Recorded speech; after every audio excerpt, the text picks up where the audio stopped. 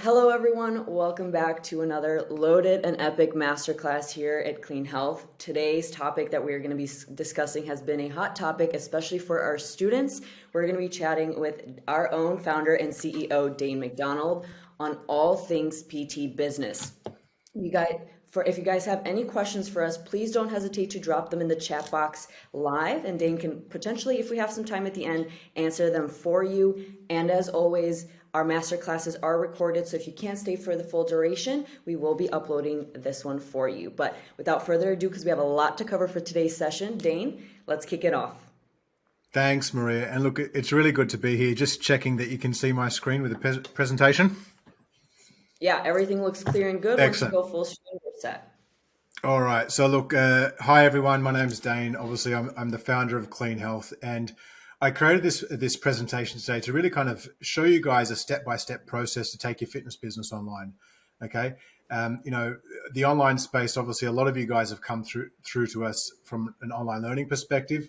But, going back 15 years ago, we were actually working as online coaches, using Skype and things like that back in the day. Yeah. So we've got a lot of experience, I guess, across the whole gambit of going online within your fitness business. So really today, and you guys don't know this yet, but you're part of an exclusive group that's going to get access actually to another one of these classes. It's going to be about 2 hours in, I believe, 16 days, but Maria will share the details after this.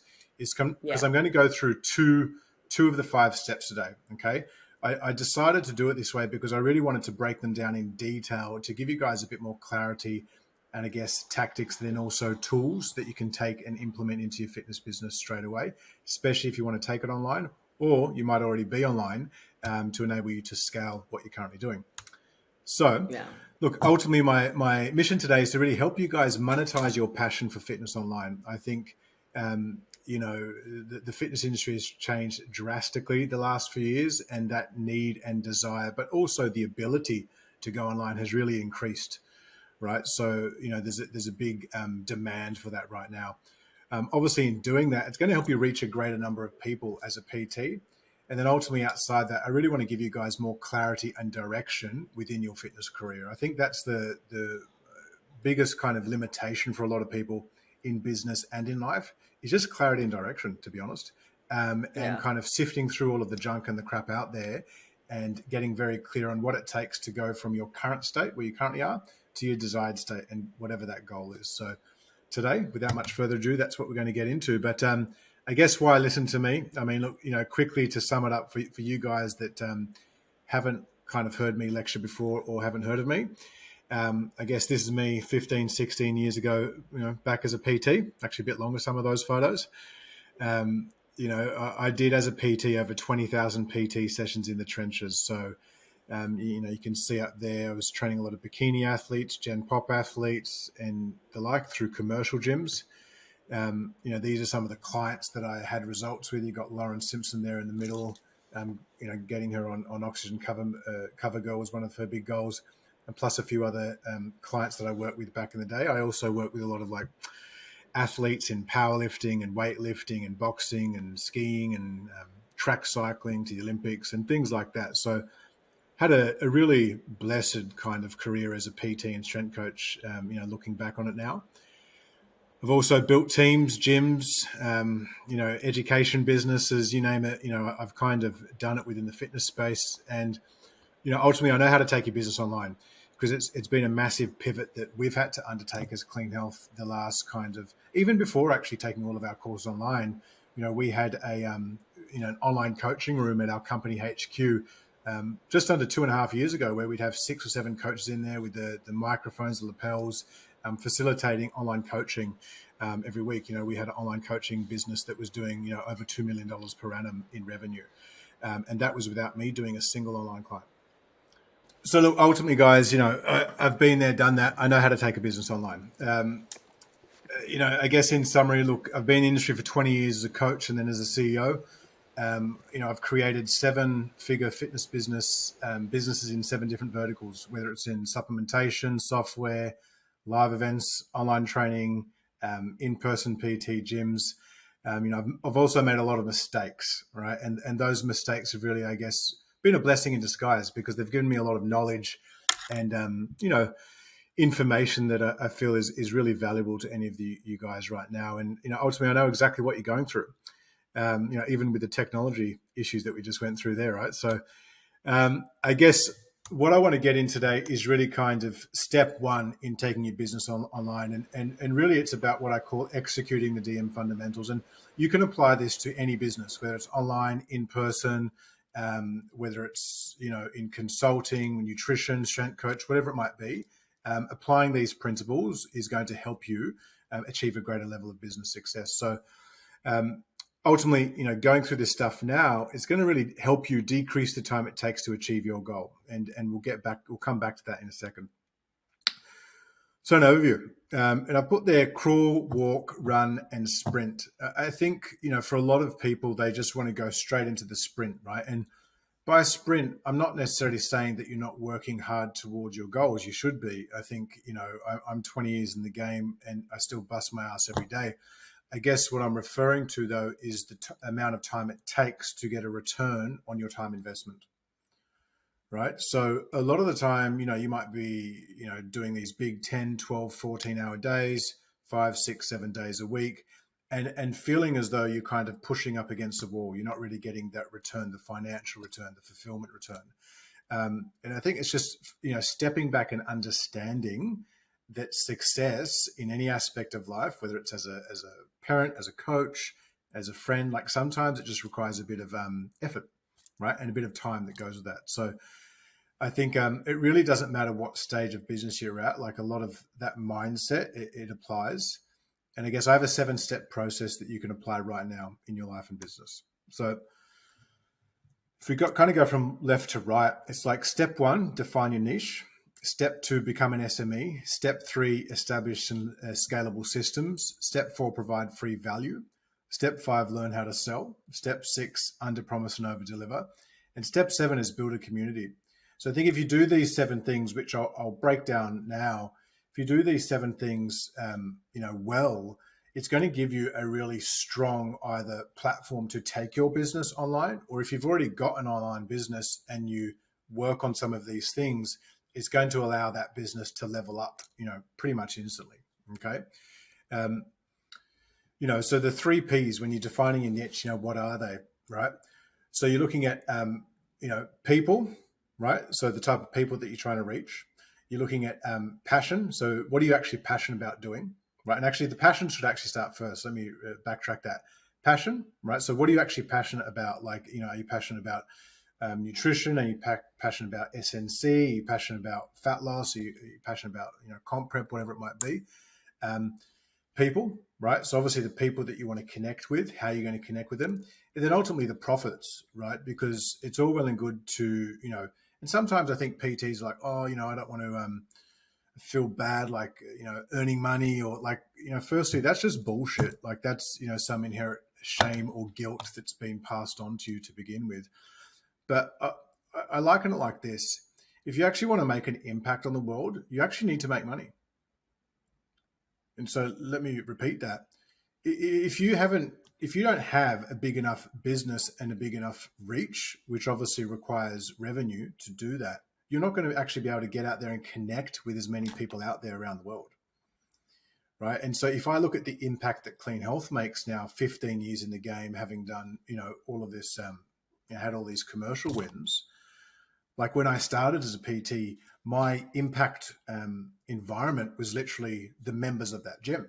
There was, in that particular gym, there was about 5,000 members, right? And out of those 5,000 members, I would have an active clientele of about 30 people. And those 30 people doing about 50 sessions a week, right? And then there's probably about another 50 to 70 members in there that I would communicate with. So out of 5,000 people, my impact point was 100 people, right? 15 years ago. Now, we would do this financial year, we should do about 50,000 to 60,000 students, right? Those students, even if they all have, 20 clients each, that's 1 million people that we'll now reach, right? So obviously the ability to reach more people and make more of a positive influence and have more of a positive change in the world and in the fitness industry, it's come off the back end of building a bigger business. So how do you kind of go from where I was the trainer working with 30 clients and knowing 70 members in my gym to, having such a big impact? Well, the first thing is really just to get really clear on the genres of clientele that you want to work with, right? And then understanding that with those clients, they all have a core result that they're after. So the WWH principle is pretty much your who, what, why, and how. So like if I'm giving a practical example, for most of you guys, you're going to be working with Gen Pop clients. So whether that's, yummy mummies, executives, it could be, Gen Pop, they're kind of 50 to 60 years old. So they're still working, not, maybe semi-retired, etc. What do they want? Well, they want fat loss, right? And they want it tomorrow, not in 6 months. Why do they want it? They want it for their mental performance, right? So for me, even though I've got a background as a coach, I'm 40 years old, multiple businesses with 6 and 1 kid on the way, so 7 kids. For me, yes, I'm training for a powerlifting event in 13 weeks' time. But ultimately, my food, my nutrition, my training, it's around supporting my performance, my energy, my mental sharpness, etc. The how, right? So minimum commitment period, if a Gen Pop client wants fat loss, well, we know that if they've got to lose 10 kilos or 22 pounds, it's not probably for 80% of the clients, they're not going to lose those 22 pounds in say 12 weeks. They're probably going to need a minimum of 20 to 24 weeks. I'd say 24 weeks, 6 months, because that allows you to do it with them safely. It allows curveballs in life to come in the way. And so again, this just automatically, when you start thinking like this helps structure the landscape for how you're going to actually, articulate and coach your clients, right? But also how you're going to sell to them. The second aspect of this is becoming an SME. So like if you look at the number one common denominator for all successful PTs is that they are fully vested into their continuing education, and this is something I actually learned from my original mentor in the fitness industry, Charles Poliquin, rest in peace, the late Charles P. That whole concept of, learning more to earn more, right? And I would even expand on that and say, learn more to help more. And when you help more, you earn more, right? So I'd actually expand that into a 3-part thing. It's like learn, help, earn, right? And obviously the phase of your career that you're in is going to determine your investment, I guess, what you're investing into, how much you're investing, etc. But like, even if I use myself as an example, I went to college. I spent 4 years doing diploma in fitness, diploma in SNC, diploma in nutritional medicine, a bachelor degree in human movement science. And I spent probably actually 5 years, and I spent the first few years in the industry, like outside of that, not really doing much continuing education. And mind you, you didn't have the options back in 05, 06, 07 and stuff like that you do now. And it wasn't until I actually took myself, like I'd kind of become one of the top trainers in my gym, right? That same gym with the 5,000 members. But that was just one gym out of thousands in Australia, right? And then obviously, millions globally. And I remember Charles Poliquin came and was doing a live event. So I'm like, I'd read his stuff for many years. I'm like, okay, well, I'm going to go and attend this workshop. I went and attended the workshop, and within 3 hours of being there, I realized that I was an idiot. I was an idiot because there was so much more that I didn't know. And by taking myself outside of my comfort zone and going to a workshop and investing into some education, I was now just one of many big fish in a sea, if that makes sense, because all of the people at that workshop were the other experts from their local gyms. So all of a sudden, I'm with, the top 5-10% of the industry, right? And that was a hugely motivating thing for me, and also really helped build up a network, which, I've still got friends, ironically, from that first class that I did today. So the brand building, DM brand building equation. So, look, this is pretty much it, right? You got more results. So by becoming an SME, you're going to generate more results with your clients. That's the bread and butter, right? Not only are you going to achieve more results, but you're going to achieve them over a shorter time period, because you've become more of an expert, you've got little tweaks, you've got little hacks that you can apply with your clients. Something that might have traditionally taken you 20 weeks to achieve is now going to take 16 weeks. So I give you an example. For me, corporate executive, CEO, budget isn't an issue. If I'm your type of client and you're able to kind of give me my results 30%, 40% faster than trainer B, then I will pay you for that. I'll pay you more for that. I don't care, right? Because like I don't have time to waste, and most of your clients don't have time to waste either. Obviously, in doing that, like enhance reputation. So again, I'll use myself as an example. I had a birthday party on the weekend with a few friends and family and stuff like that. Now, a lot of the people that I guess are in my social demographic now, either friends that I've had over the years or even new people that I've met through like school and stuff with the kids, these are people that have 7, 8, or in some cases 9-figure businesses. So do you think they have any issue if they see value in you as a coach? And we used to get I used to have clients like this. It's funny, I used to train people that are in my socioeconomic position back in the day. And now I'm in that position. So it's quite interesting looking at it from two lenses. But I look back then now, back in the day when I was a coach, and what I didn't realize is for someone that's in my position right now, like I've got no qualms plonking down a year of training up front with you if you can provide me value, right? And the number one way for you as a trainer to provide me, the VIP client, with more value is be fucking good at your job. Pardon my French. And you get better at your job by knowing more, by learning more, by investing time and effort into yourself.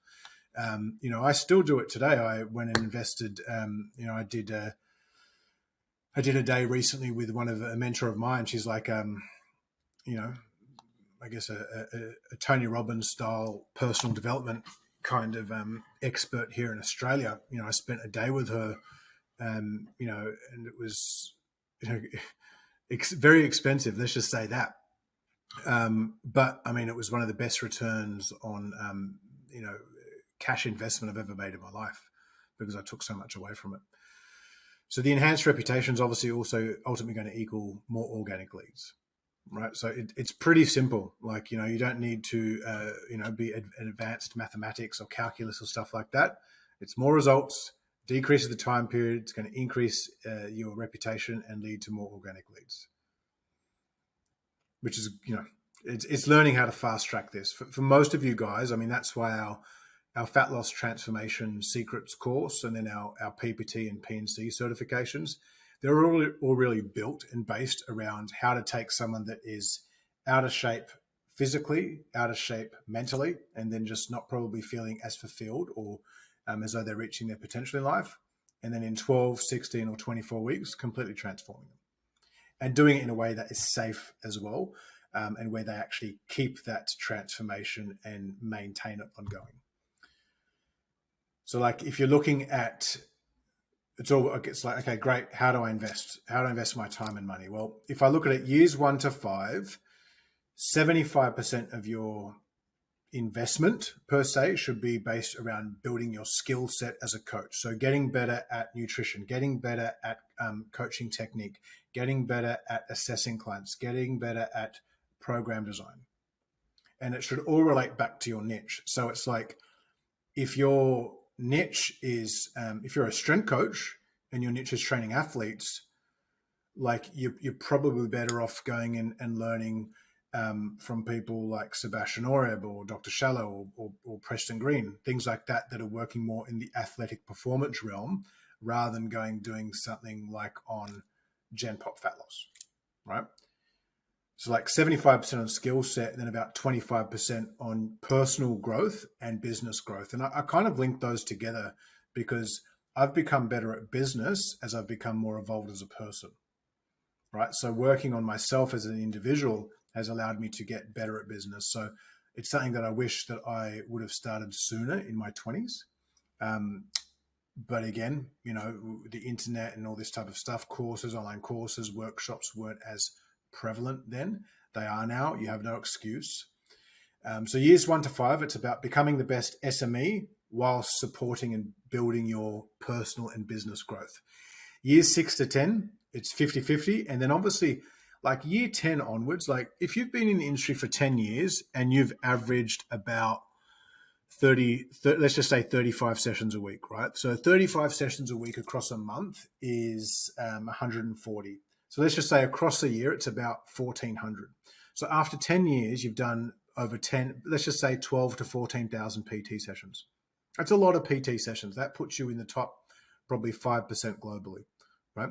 So after doing, whether it's PT or online clients as well, but after doing that much kind of coaching, like it's not to say that there's not more that you can learn from nutrition and training. There obviously always is. There's new research coming out. There's new kind of systems coming out.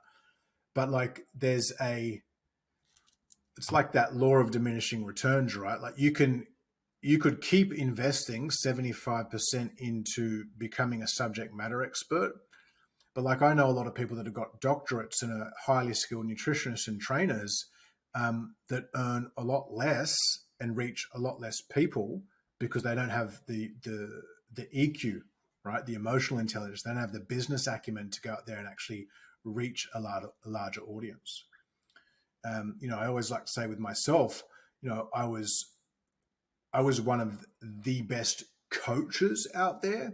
So like I was really good at motivating my clients, making sure that they were compliant with their programs. Like, I rated myself as like one of the top in the game worldwide in that. But in terms of like my actual skill set as a trainer, I was definitely one of the better ones. But there were other people out there that had more knowledge than me, definitely in nutrition, that had more knowledge than me, definitely in training. Right. But I was able to overcome them and have more, I guess, success and reach because I had spent more time on myself as an individual and how I can communicate and connect with others. So it's definitely something to look at. And I think irrespective of where you're at, like you want to assign about 10% of your annual earnings minimum, in my opinion, to reinvest into your personal development.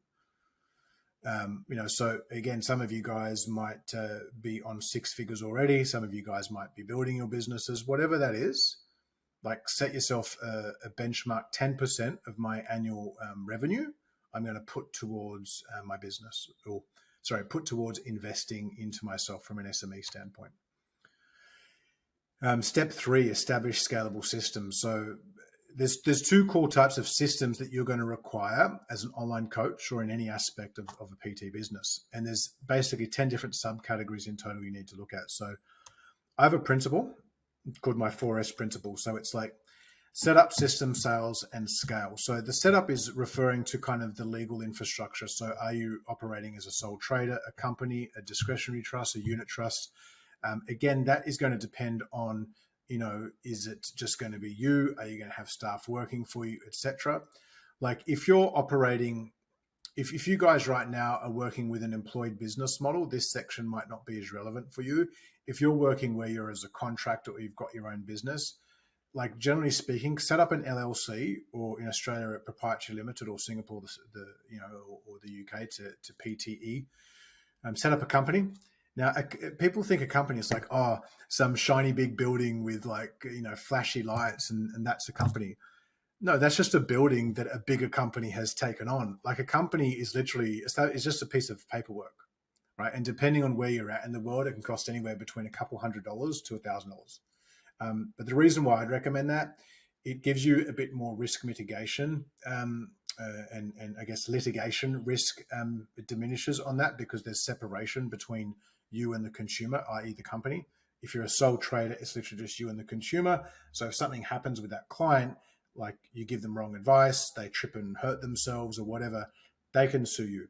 If you're set up as a company and they're signed up to the company, they can sue the company. Sure, you as a director might be liable for some of that, but there's more wiggle room for you in case of a worst case scenario. And a lot of the time when you start out, you don't think about that. Like they don't teach that in PT school. But, like I went from an example in 1 year, I went from 2011, it just being me, to by the end of 2011, having 15 staff, right? That was a massive learning curve for me. I didn't have contracts in place, I didn't have paperwork in place. Like it was a fucking nightmare. And obviously with that creates another set of problems. So definitely the setup is important. The systems, right? You need to set up the business systems, which we'll get into. You need to know how to sell your product. And then once you've done those three things, like the set up the systems and can actually generate sales, that's where you can actually start to scale your business. So if we kind of look at the first kind of genre of systems, the first one here is your PT service delivery system. So for example, onboarding templates. What type of documentation and processes do you have? Like these days, you can use things like Trainerize and stuff like that, which make it very simple to upload all of this stuff in.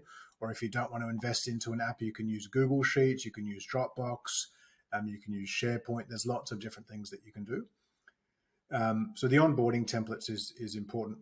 The other one is client education templates. All right. So I'll see if I've got an example here actually to show you guys. Can you see what I've just brought up on the screen, Maria? No. I think you have to reselect that because all you have, yeah. That way we can see it.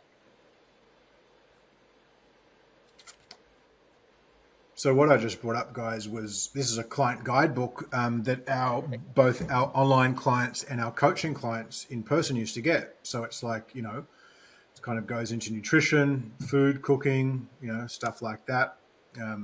Protein, different protein sources, goes into, carbs, fats, veggies, seasoning. This is from about 7 years ago. It goes into how to use our nutrition software, iNutrition Pro.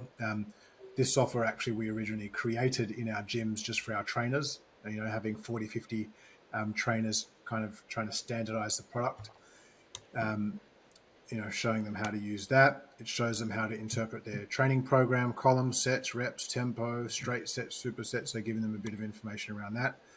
Lifestyle, so sleep, being mindful, So again, something like that, what that does, let me bring my PowerPoint back up.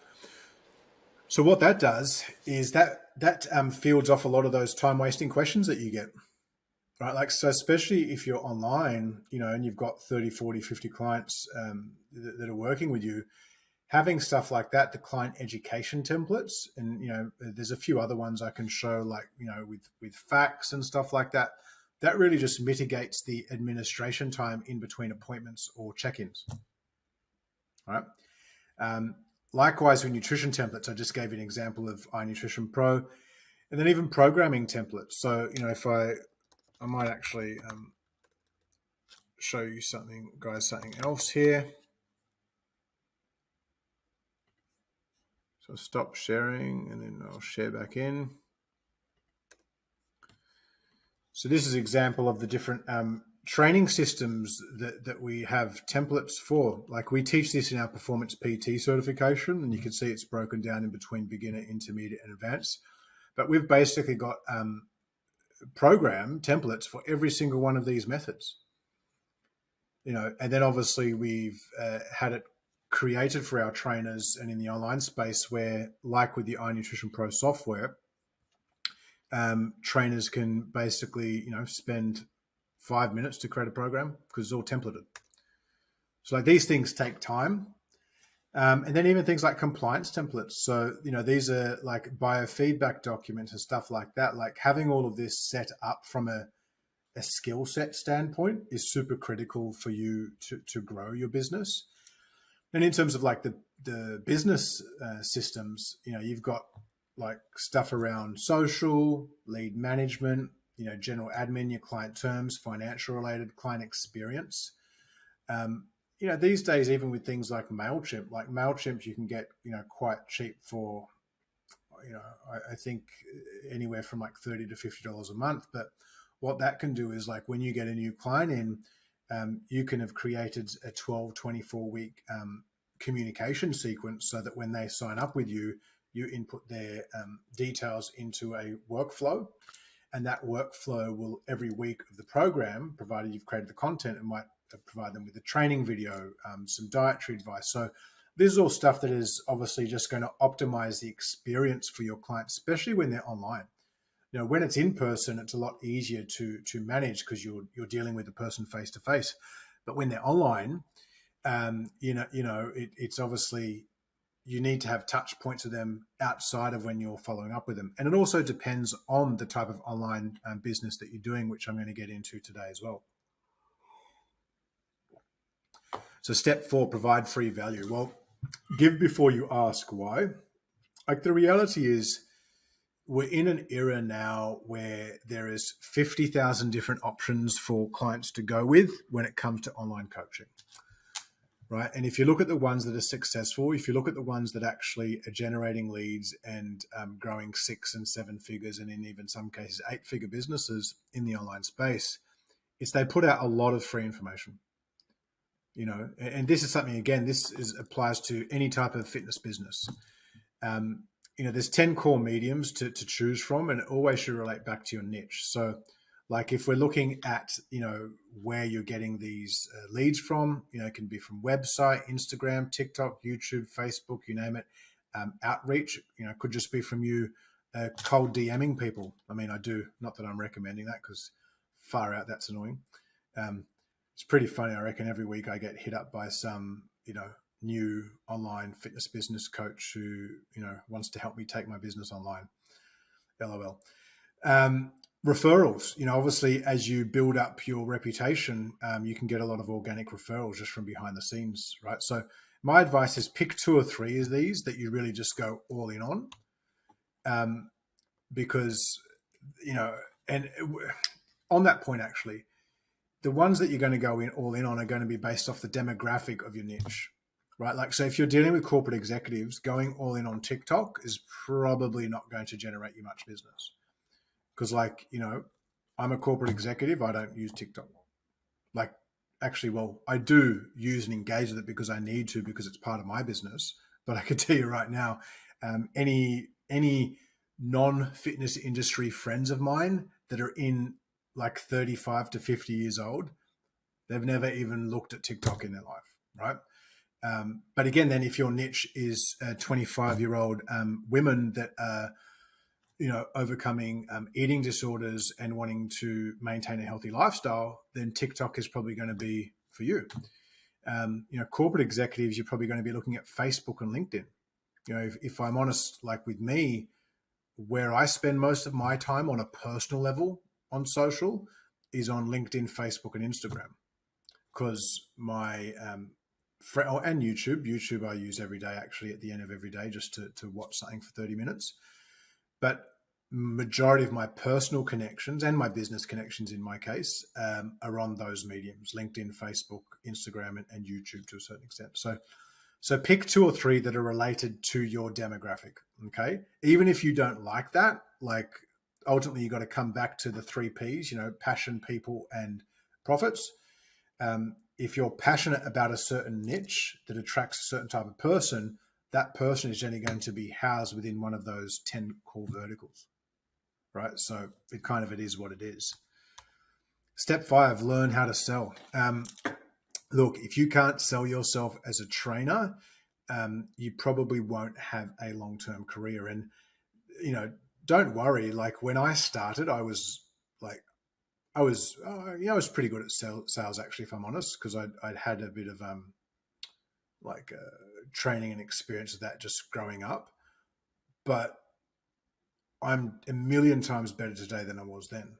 I even know people, lots of trainers, I compare them 5 years on now. I was catching up with a friend of mine who's in the fitness industry on the weekend.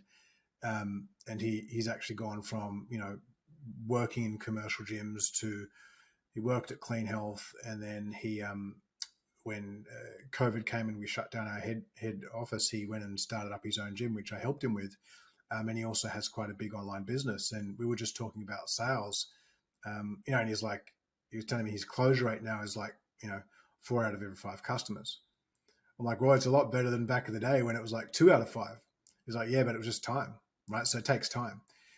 And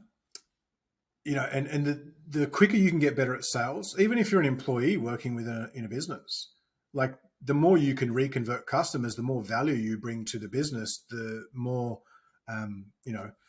grounding you have to ask for a pay rise, right? So, I have a 6-step process in terms of, I call it like DAPS CC, right?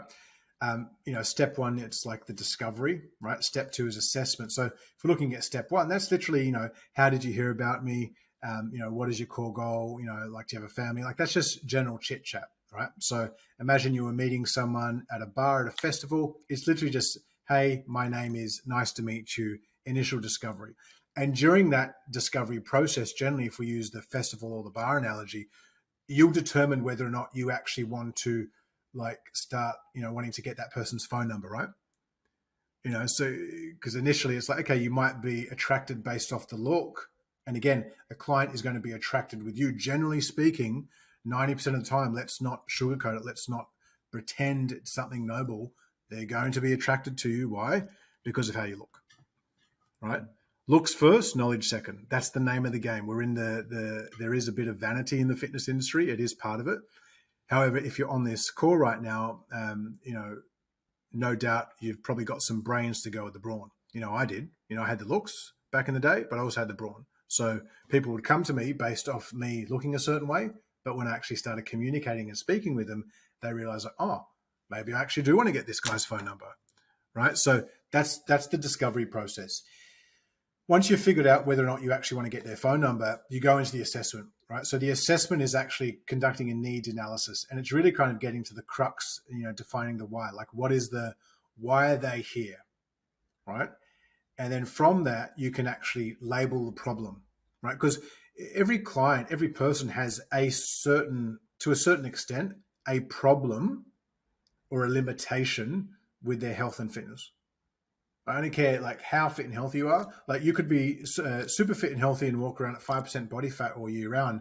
But you know what? There's probably a bit of mental anguish that goes with that. There's probably a bit of guilt attached to if you eat a fucking cheeseburger or even look at a piece of ice cream, right?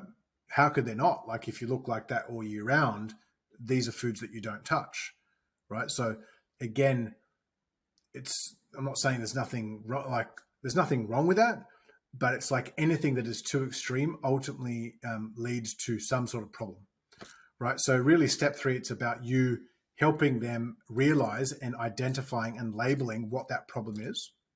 From there, actually, you provide them with the solution. And that solution generally is painting the picture. Because if you've done those first 3 steps properly, you've identified that they're 10 kilos overweight or 22 pounds. You've identified that they can commit to 3 to 4 workouts per week. That's it. That's all they can fit into their schedule. You've identified that in 4 to 6 weeks' time, they're going on a 2-week work trip, or they're going in 8 weeks' time, they're going on a 1-week family vacation. So you've used all that information to come back and say your solution is going to be a 24-week journey minimum. So Joe, I need a 24-week minimum commitment period from you, right? So that's what the solution is. It's painting the picture of what life is going to look like once they engage with your service. And then really from there, it's converting them, right? Because if you've done that properly, the conversion process is pretty easy. And the number one thing I always do there is, once you've painted the picture, it's be very clear with how you communicate. Is this within your budget, right? So it's like, here's the solution. Here are the costs. Always present them with no more than 2 options, right? And when I say 2 options, it's 2 options of payment. Like, I would sell them what they need. So if they struggle with motivation and they need to train 4 times a week, sell them the 4 times a week program. For example, if it's in person, if it's online, and they don't struggle with motivation, but they struggle with time, right? So they know that they can get into the gym 3 times a week to follow your program, but ideally they need to do 4, then sell them the 24-week program instead of the 12-week one, right? Because if you do that right, give them the 2 options, ask if it's within their budget. It's a pretty black and white question. Yes, it is. Because if they say yes, then okay, cool, we sign up. If they say, that's where you kind of go into the reconvert process. And generally, if they're umming and ahhing about whether or not this is within their budget, you generally haven't done step 2 and 3 properly. So you haven't conducted the need analysis and you haven't labeled the problem. And you probably actually haven't provided the solution, but generally it comes back to you haven't identified the needs, and you haven't made them feel as though this is a 10 out of 10 in terms of importance for them moving forward. Okay. Step 6, so under promise, over deliver. So again, people come for the results, but they stay for the experience. And this is a really important one here. Like, I know we've still got clients both in the online and in-person space that used to do that with Clean Health, that are working with like former Clean Health staff now, right? And that's fine. Like, we're totally fine with that, because we shut down that part of our business and gave those clients to those trainers, right? So what does that show you? Like, some of those clients go back over a decade, like 10 years. So think about it like this: if someone comes and signs up for 12 weeks at $1,000, and they do that annually, right? So 4,000 across 4,000 per annum across 10 years, that's 40 grand, right? Compared to, so that client has been worth 40, anywhere between 40 to 60, depending on what they've paid over a life cycle, 10 years. That's client B. Client A does it for 12 weeks and goes. Like, so what is, having more client Bs, it gives you business continuity, it gives you revenue continuity. Those ones that have been with you for a long time too, they always generate more referrals, right? Now, a lot of the time, like, why are they staying for so long? It's for the experience. Because to a certain extent, they get a transformation, or they get in shape, and, etc. And then they might change their goal to a strength goal or performance goal or whatever that might be. But ultimately, they're staying because they like you, right? They like how you make them feel. They like the support that they get from you, right? So they stay for the experience. So ultimately, like, this section here will also relate back to step 3, which was those business systems. Like how you're supporting them from, a technology standpoint, and outside after hours communication standpoint, etc. How are you improving their compliance? Because if you do that correctly, step 7, building the community, it comes, like, it just kind of works. And I put there, become the leader that you were meant to be. Every single person right now on this call, if you're in the fitness industry, you are a leader. You might not feel like it, you might not realize it, but there's something inherently there within you that wants to lead, mentor, and coach other human beings with their health and fitness. So, like, what do you think a coach is? A mentor is? It's a leader. You are leading that person towards their goal. So the first step is, like, just acknowledge that right now, that you are a leader, right? Let's just tick that off, right? So there's a bunch of leaders on right now.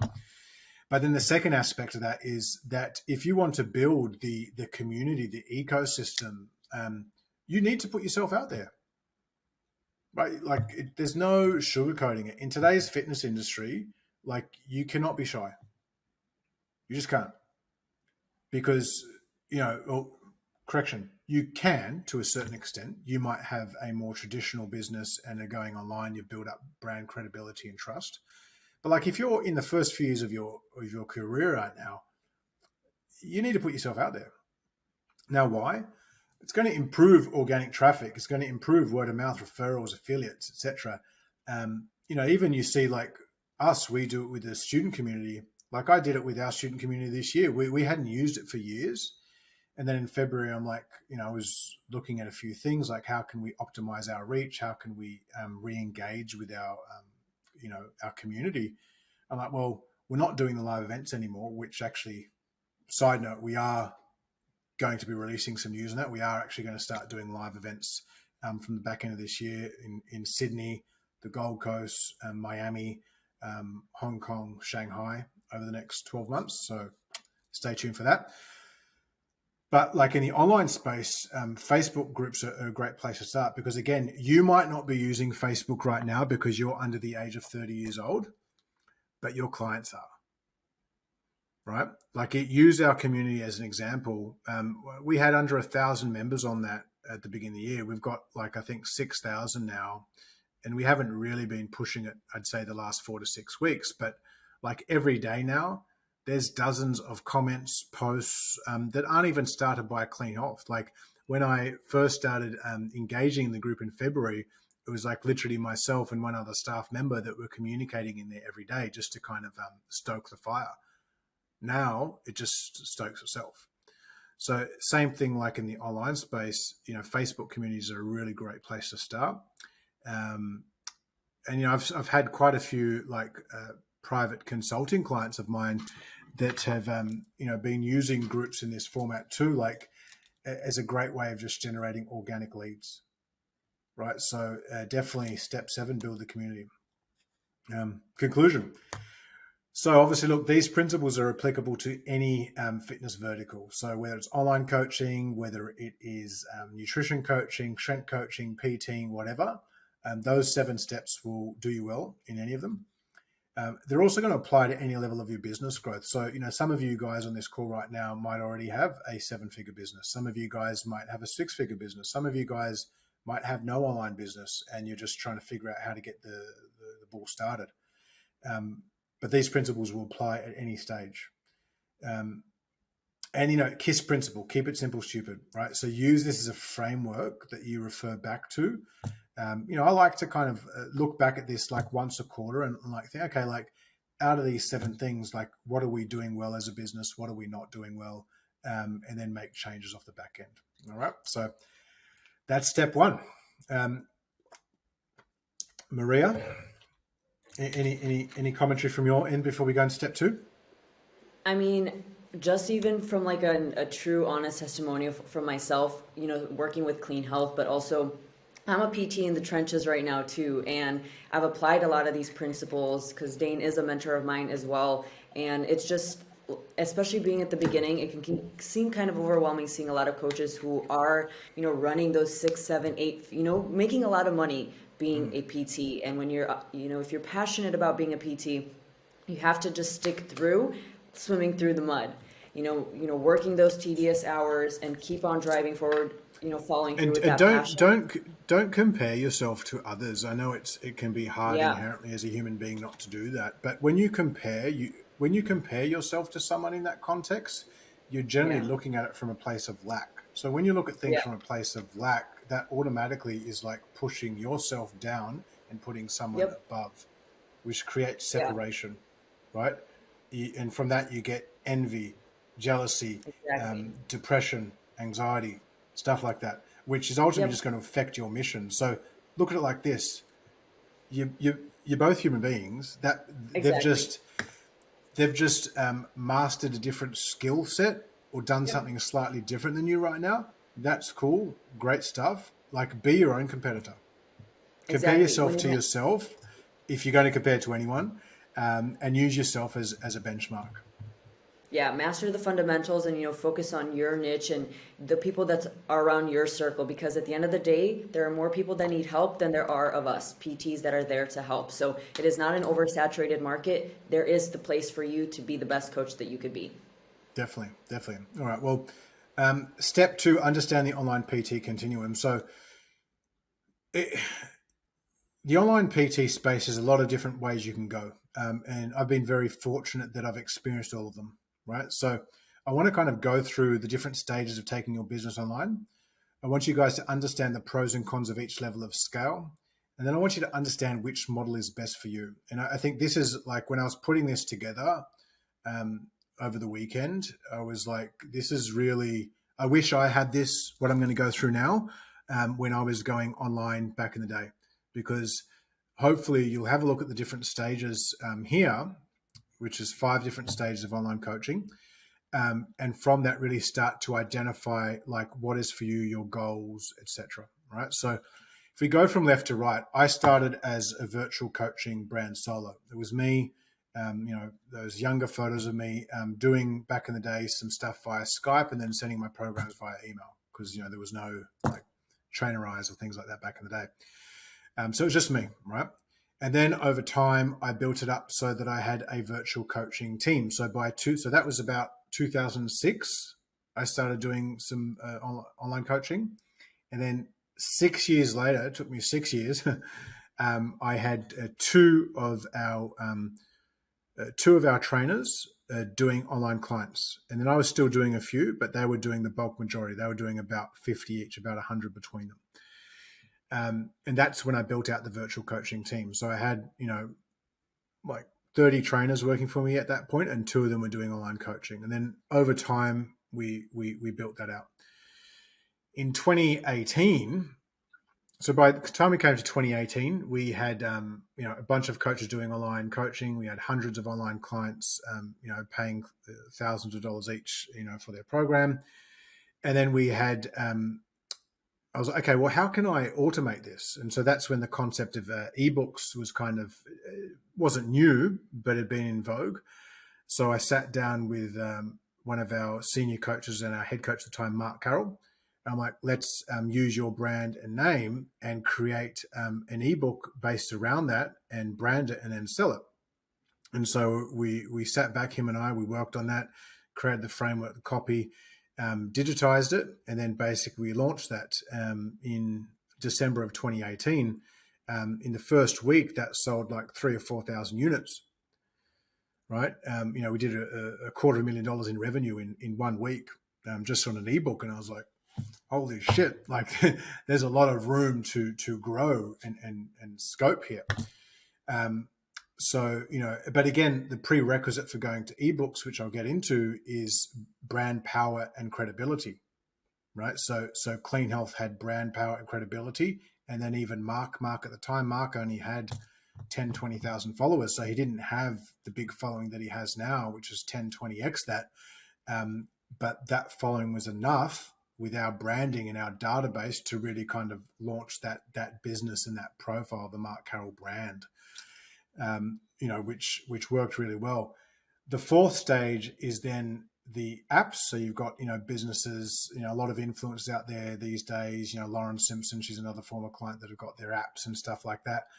And then you've got the fifth aspect, which is where you've got like a brand. And the brand is where you've got, not only do you have the app, the ebooks, you've probably got the clothing line, the supplements. That's a fully fledged ecosystem, which I'll get into. So obviously, like the skill requirements from a business standpoint, and then also just as a trainer standpoint and a time standpoint, from number 1 to number 5 are vastly different.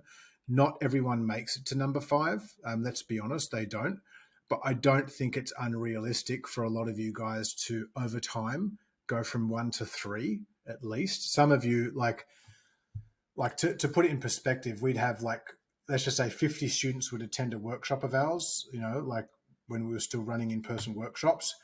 And maybe out of those 50 students, like each seminar, we'd have one person that would have an app or brand.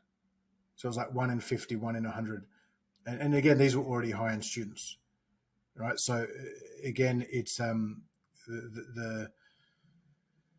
the frequency of people achieving that level of success is a bit few and far between, but we're at least going to go through the process to achieve that. So the first one we're going to start on is virtual coaching, so solo. So I actually broke it down into 5 different descriptions. So you've got online presence, technical skill set, time to facilitate, scalability factor, cost per client. So if you look at virtual coaching, you do not need an online presence to do online coaching right now.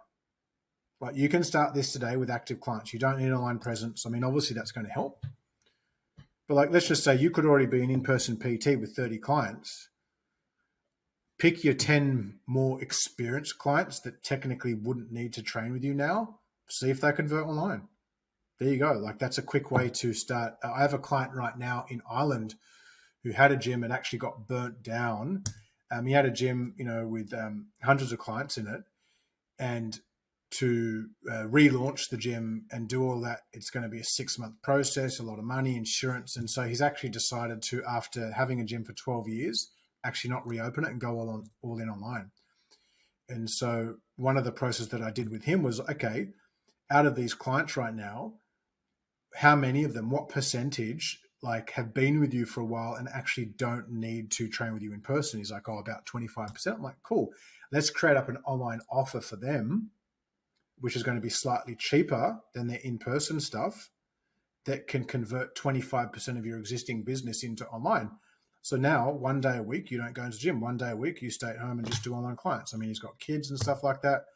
And actually, he's now gone to the point where he's converted about 70% of those clients. So now 3.5 days a week, he's at home, and 1.5 days he works in the gym. So again, now technical skill set, like, fuck me. There's so many online coaches out there right now that like just are really crap trainers.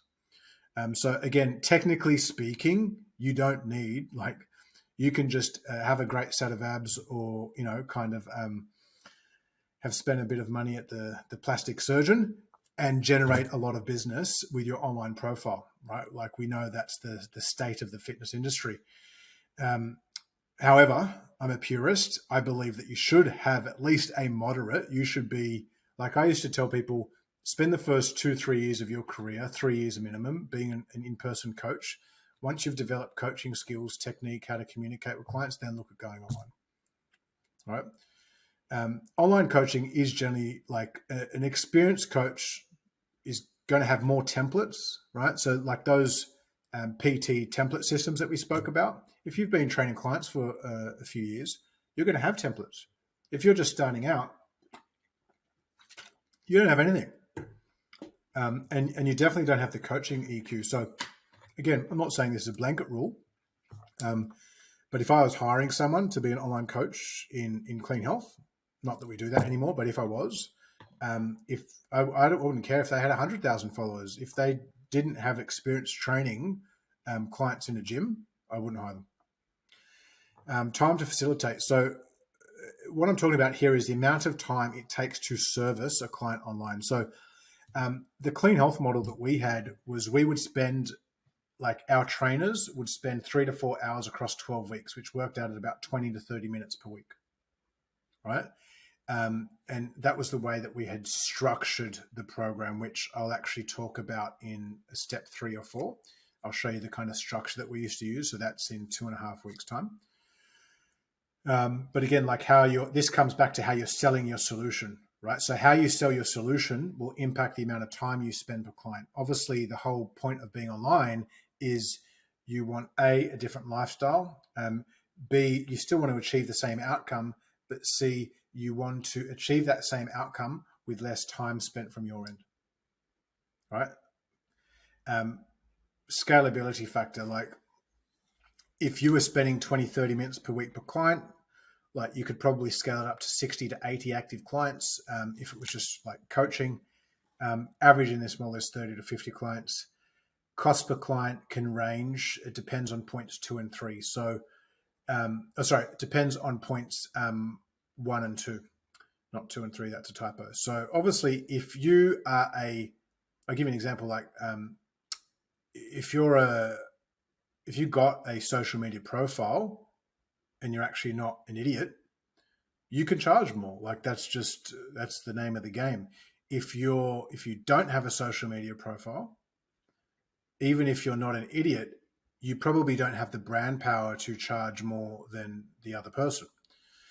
So like, per week, depending on where you're at in the world, it can range from anywhere between 25 to 400 a week. Like if I go into kind of how I would, and again, this is how I'm kind of categorizing the coaching level. We've got junior, senior, elite, titan. So to quantify what that means, a junior coach is probably someone that is literally like your first 2-3 years in the industry, don't really have a reputation, are learning your skill sets, but want to go online.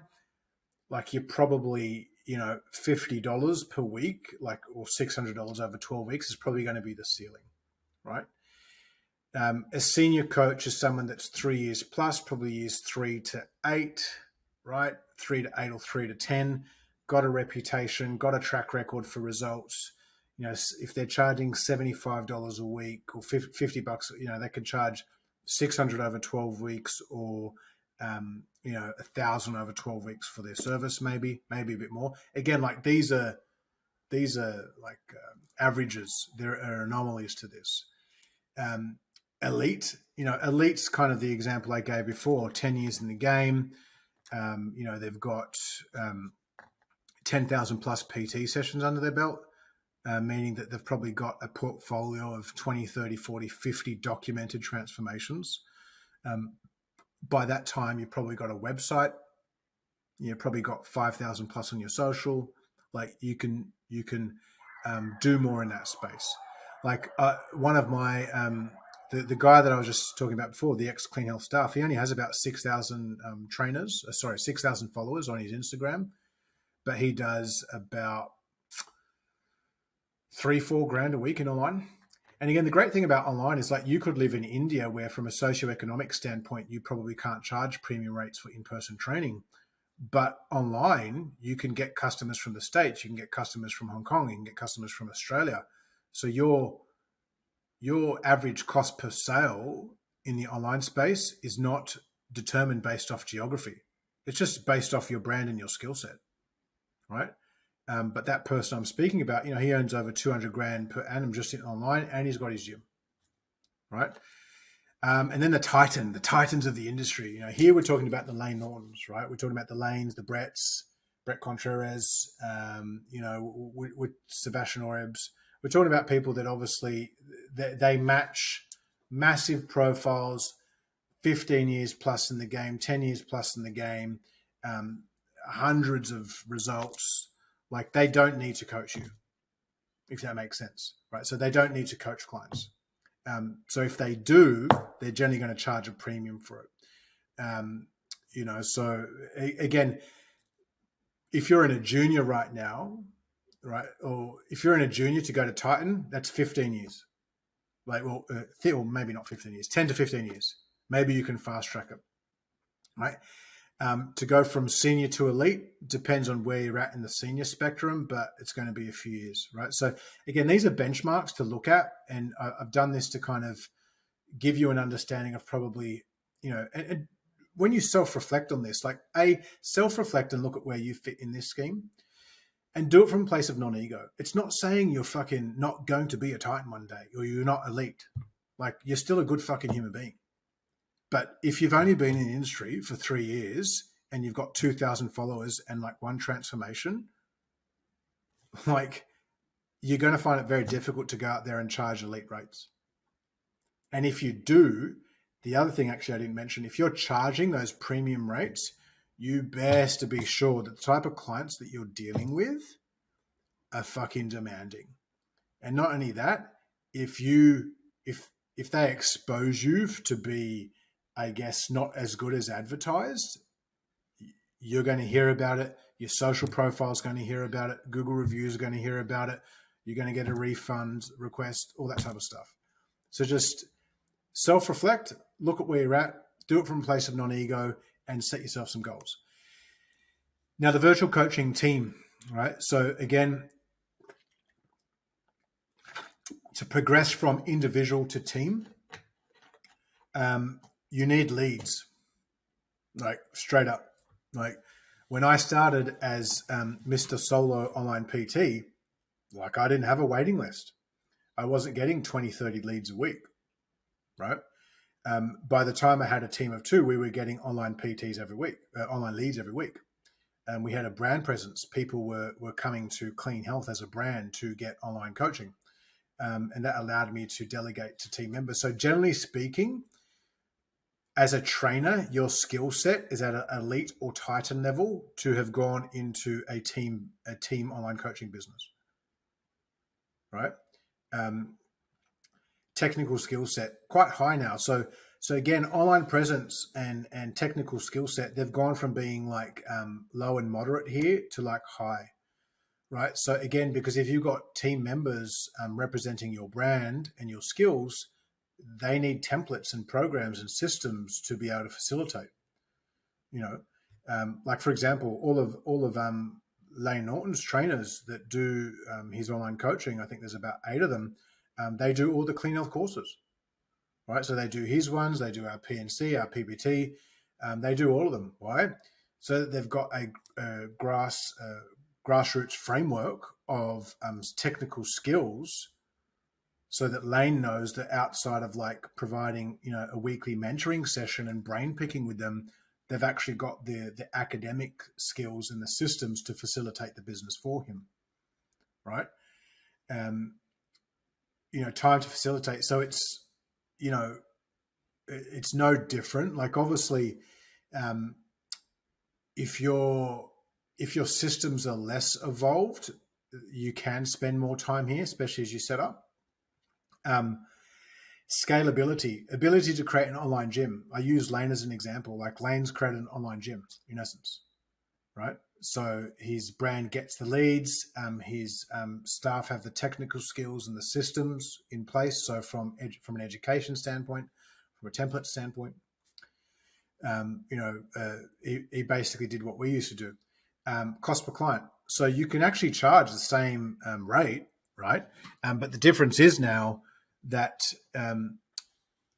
if we look at it in a virtual coaching team model, you might be the elite coach or the titan. So let's just say you're the titan. You might have, 6 junior coaches working for you, 2 senior coaches working for you, an elite coach. So actually, yeah, this business here was based off 10 coaches and 500 active clients, so an average of about 50 clients per business per trainer. Here you've got kind of the weekly revenue and then the annual revenue. So if you look at the annual revenue there of let's just say 1.6 million, it's only a few $100,000 more than at 1.5. But I'll give you an example, like the late John Meadows. John Meadows used to be in the Titan level there, right? I know this because I knew him. He did courses with us. He used to charge kind of in between that, and he used to do about 100 active clients. Now, he was earning 7 figures per annum in revenue, but he was having to do all of the work, right? So he was literally doing all of the clients himself. You use someone like what we did as an example at Clean Health. We were doing that type of revenue, right? We were doing 500 active clients. I didn't do a single client. I'd retired from training. By the time we'd built that business up, that online coaching business, I'd retired from training clients, right? But we had all of the, I developed all of the systems. We had the online presence. We had the leads, and the brand Clean Health had become the titan that people were attracted to, if that makes sense. So this can be like, you might start here, right? And then as you grow your brand, your skills, you decrease the time it takes to get results with your clients. You transition across into a team model like this. And that's the dream, right? Like, you might be sitting there as the titan now doing 10 clients a week. If the average client is taking you 20 minutes a week and you're doing 10 clients a week, like it's circa 4 hours of work on training clients. You literally do half a day of online clients a week. That's it. And your team does the rest. Now, obviously on that revenue, there's expenses that go out towards paying staff. But ultimately, like you can, and I think we get to that point after doing it for 5-10 years where we want to create a lifestyle that is not just like bang, bang, bang all the time, right? So this can be a great way to do that. So this is what we did. But then I was like, you know what? Like, this is great, but it's still from a margins perspective, like, still having to offset 30-40% of that, 30% approx to labor costs and stuff like that. They're still having to manage a team. I don't want to manage, 8-10 online trainers, etc. Let's go ebooks, right? So like we launched our first ebook 10 years after establishing Clean Health. And for me, it was like, nearly 17 years or something like that, 15 years after becoming a trainer. So online presence, high, right? Generally verified, 100,000 plus. I spoke about Mark Carroll before. Technical skill set. Hey, look, I know I've seen, one of my former coaching clients, business coaching clients that I coach, she was a student of ours. She had about 800,000 followers on social. She was a good coach, not an expert by any means, but she had a niche. She had a look. She did $1.5 million in revenue in 12 months just on ebooks. Literally out of nowhere. She literally had a brand. It blew up, and then she created a product. And then all of a sudden, her business is blown up. Now, in saying that, like ebooks and guides and stuff like that, it's a lot more competitive now. There are a lot of different examples in the market. And to be honest, generally speaking, this works better with female trainers than men. Don't get me wrong. Like there's a lot of blokes out there that have got good ebooks and stuff like that. But let's be honest, most males generally, like as clients, tend to have more ego attached and think they can do it on themselves. A lot of women are more happy to put their hand up and get some advice with coaching. So hence why a lot of female coaches with guides and workouts and stuff do well. Time to facilitate, like it's low as, like once you set it up, it's limited outside of the constant social output. Scalability factor high. So obviously it's the easiest of all of these models in terms of risk reward.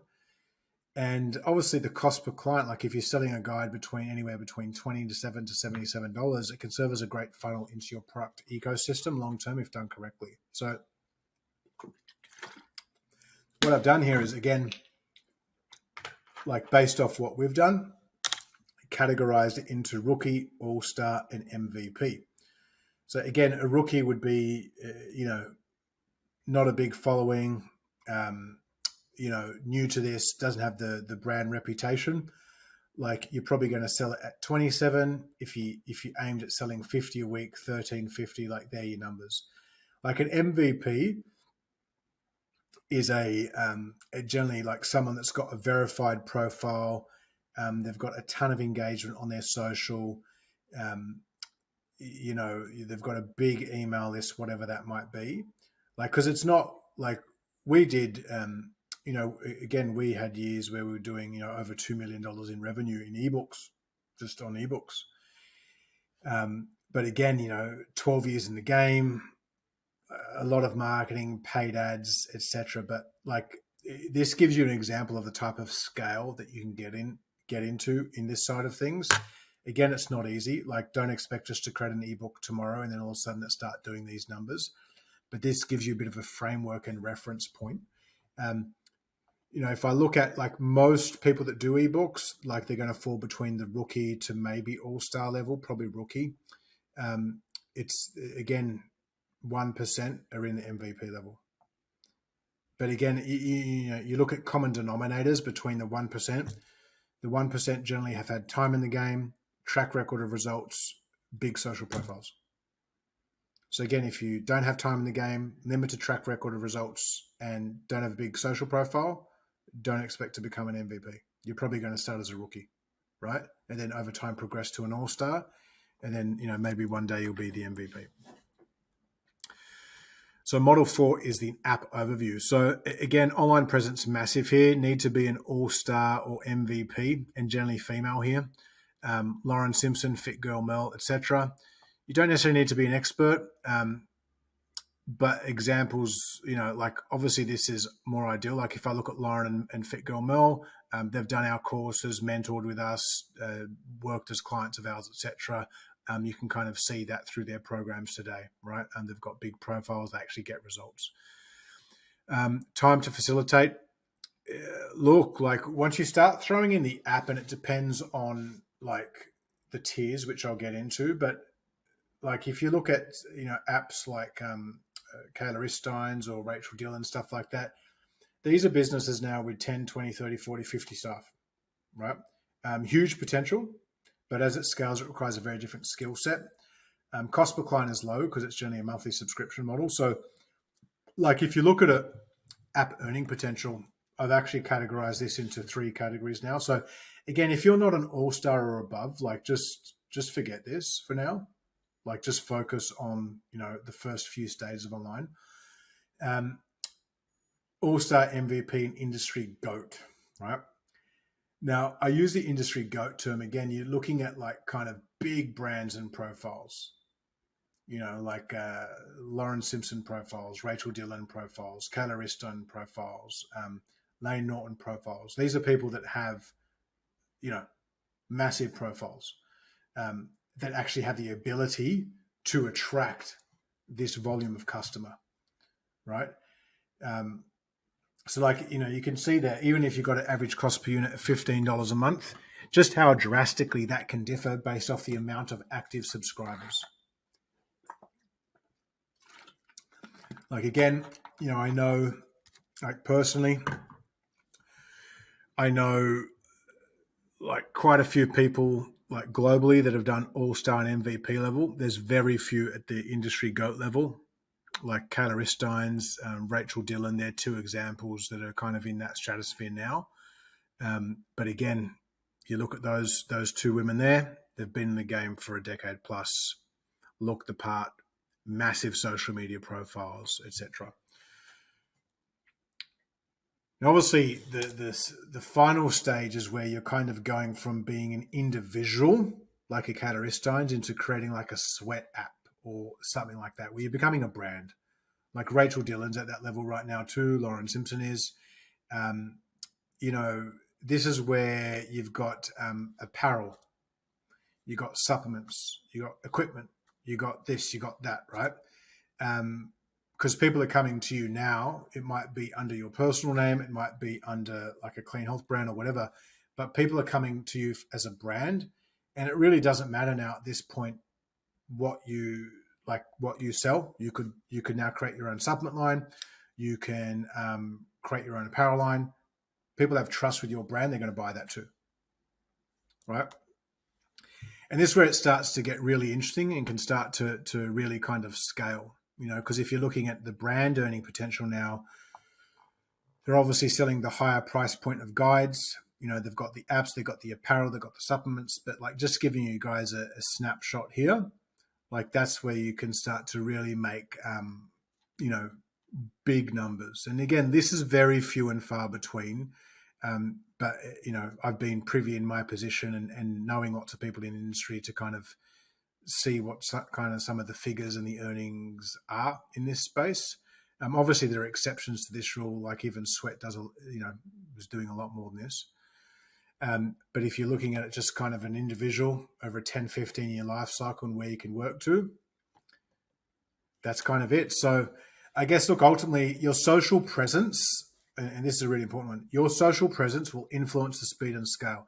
So when I spoke about in step one, it was step one, I think 4 of providing free value. Content is king. So providing free value every single day, right, is going to build up your social presence. You need to be realistic as well with your goals around this, and ultimately you need to be consistent, right? And I think, look, the summary point with this is that with all of these, you need to put you out there, right? That's the most important thing. Like if you want to generate an online business, you need to put you out there. So, you can't be camera shy. You need to get out there in front of the consumers, videos, content. That's just the name of the game. Okay. So, yeah, I think that's for now. That's it. So, Maria. Yeah. And just to follow up on that before we dive into Q&A, I think, the big point is the consistency game and putting yourself out there. I know I made that pivot myself, with Daine, mentoring me and guiding me and shifting and, with the social media platform, if you don't put yourself out there, no one will really know what you have to offer. And I was at a point where I had so much knowledge. I had taken all of these courses, had all of this education. But when you go to your social media, that's your storefront, it didn't really portray that. It kind of cut short, and I had so much to offer. And once you started shifting on giving that free education, and sharing testimonials and just being authentically you, it came like second nature. You had more engagement, you had natural leads coming, and you started started seeing the growth of my own brand. And I can't encourage that enough. And even if you feel like you don't have the presence to do that, if one person is watching your things and is getting some sort of value out of that, that's a win, because that one person can be stuck with you as a client for years on end. So don't get so hooked up on like those elite MVP levels of coaches if you haven't even walked the steps of being the rookie. And those clients will start building and building onto more. So one thing I'll just put out in the group, and obviously you guys can comment it back. I'd like to hear, like, if a few of you would be great, like one or two key takeaway points that you've learnt today, so that over the next kind of 30 minutes, Maria can bring that up. But shoot, send me some questions. Let's go. Let's do this. Yeah. So one of the questions we got from one of our students, his name is Marco, is being an online nutrition coach 6 months in with just 5 clients. What are some ways that he can get more clients and reach new faces? Yeah. Look, I think a lot of it comes back to the content is king analogy. If your niche is in nutrition, it'd be interesting actually. You know what? If you've got an Instagram profile, tag it in the thing so I can actually bring it up on the screen and I could give you some Yeah. some feedback on that. Feel free to do that and just let me know if that comes up, Maria. Or Yeah. you could share it on the screen. But Yeah. ultimately, it's content is king, and it's breaking it down into something where, like, if you've got 7 days across the week, you might do 5 of those days across the week is where you're actually just providing free value on that. And out of those 5 days, I would do 3 of them as video and 2 of them as written. I say video because the algorithm responds better to video on Instagram in particular, um, especially with reels. That would be video, and that could be something as simple as top 2 reasons why protein is important for fat loss. Bang bang, 1 minute, that's it. The second day could be a simple hack to improve your fat loss. How much water you're drinking per day. Most people, most execs and clients like that, my wife, she's horrible with it. Like, she'll drink a liter of water in a day. I have to, like, hey, here's your water, drink it.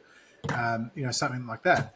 Um, you know, uh, then one of the other days a week should be something around a client success story. So even with those 5 clients, you're still going to be getting some wins from them right now, right? It Yeah. could be something as simple as client A started with you in week 1. 4 weeks later, they've lost a few kilos, or they started with you in week 1, like poor energy, like feeling a bit down. Week 4 now, they're like feeling actually motivated and happy about life, right? Dane, Um, this is our student's Instagram page that asked that question because he can you shared go it so back up that the you top, please? yeah. Can you go back at the top just so I can see it? Okay. So, I mean, looking at this, Marco, thanks for sharing it. So, look, you got 7,500 followers circa per se. So that's great. I mean, the first thing here in the bio, just stop, don't move, is there's nothing in your bio telling me how you can help me. So if I come to your page right now as a consumer, I get, I can see a Sasuke Uchiha there from Naruto, which is great. Remember that show as the bio. But firstly, like, that image there, that image also doesn't reflect your consumer.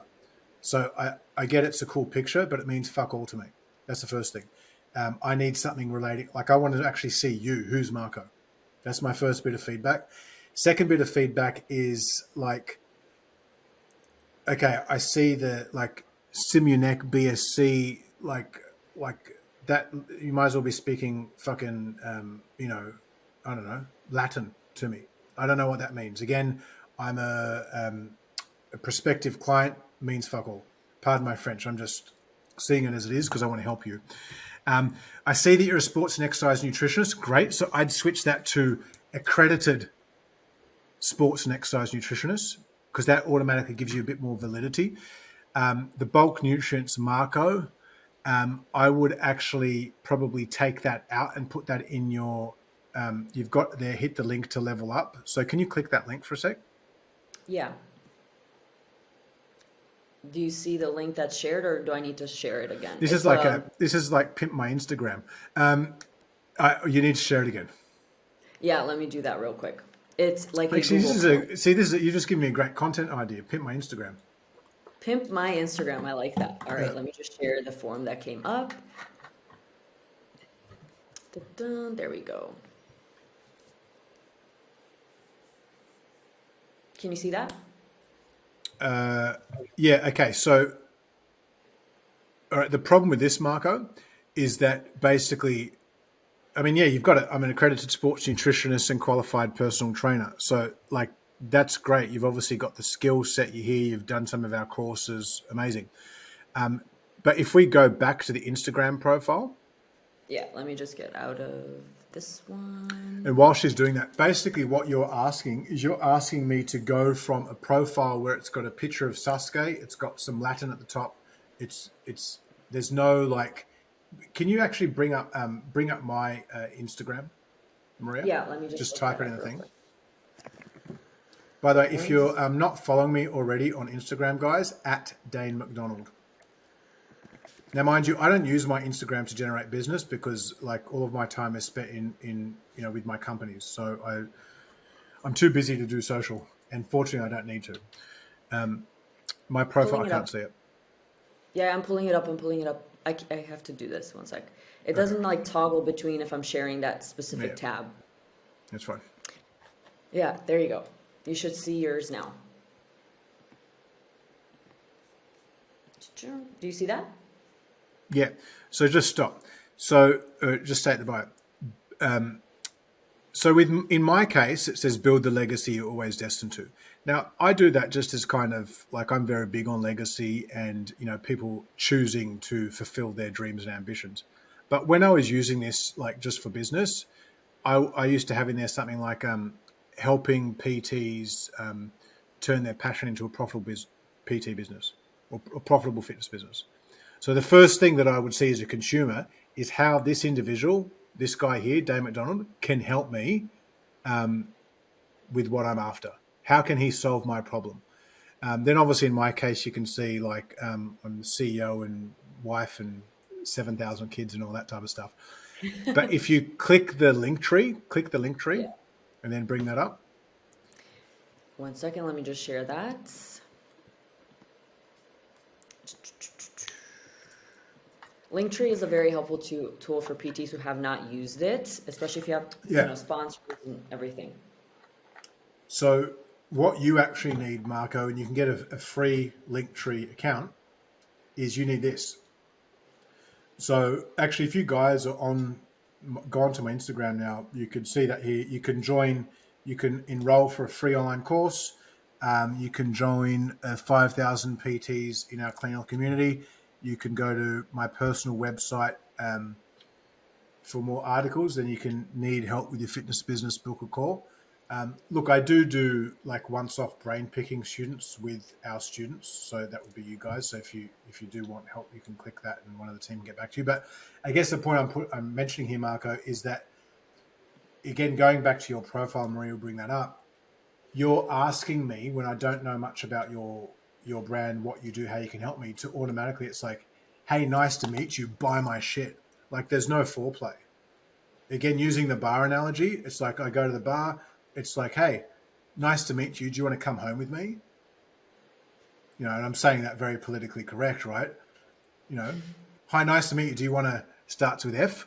Like, probably not. Like, nice to meet you. Let's get to know each other. So, summary with you is change the picture, change that Latin stuff at the top, change it from coach to online coach. Accredited sports nutritionist or something like that should be number 2. Instead of Australia, like I don't really like I'm an online client. I don't care if you're in Australia. I don't care if you're in Zimbabwe. I don't care if you're in New Delhi. I don't give a shit. I don't care about where you're based. I'd put in there like helping transform people's lives using the power of nutrition online. Like, don't quote that word for word, but you get where we're going with it. And then hit the link to level up. I'd switch the click below to find out more. Click the below to get free access to. And then in there, you should have a link tree. With there, you should have some sort of downloadable ebook, even if it's a 10, 15 page thing, to start collecting emails. Scroll down a bit. All right, stop. Go up again.